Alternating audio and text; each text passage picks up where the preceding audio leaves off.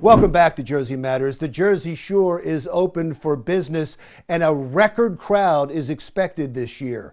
Business owners were excited until they tried to hire staff.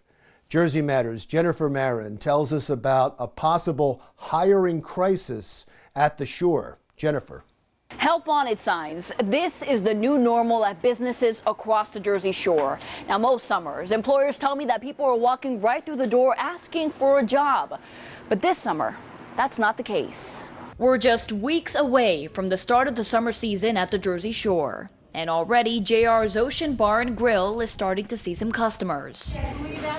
Right now, manager Helen Stewart is handling business just fine. But she's worried about finding employees for the summer months. We can't find anybody. Nobody that wants to work. Helen says in previous years, she's had no problem finding help. But this year, her job postings are getting little response. We've had it on Facebook, signs up, anything you could think of, any kind of social media.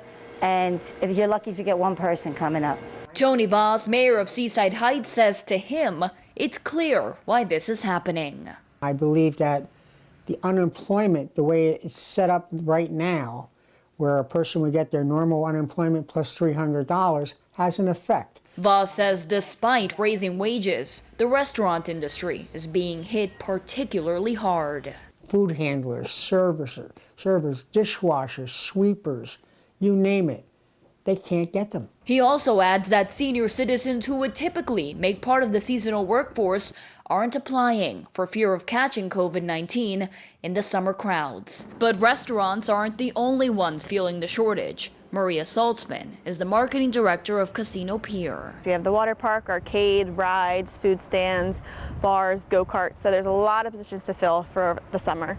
We usually fill between 500 and 600 for seasonal workers, and we're still short about 200 workers. Further south, Vicki Clark, president of the Cape May County Chamber of Commerce, says their $6.9 billion tourism industry is in desperate need of workers. We have people not showing up for job fairs. We have people not showing up for job interviews. With little luck hiring locally, employers were hopeful the J-1 visas would make a comeback this year. The visas allow foreign college students to work in the United States seasonally.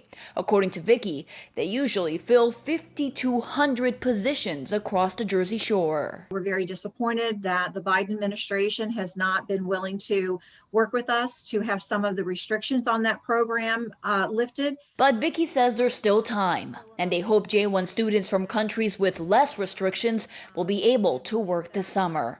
Back in Seaside Heights, Helen remains optimistic. As long as the weather's good, and it'll be a great summer, and hopefully it all works out in the end, but we really need help. Apart from raises, Mayor Voss tells me there's talks of providing a new incentive to workers, perhaps even in the form of an end-of-season bonus. For now, reporting in Seaside Heights for Jersey Matters, I'm Jennifer Marin. All right, thank you, Jennifer. Coming up next, we continue our coverage at the Jersey Shore.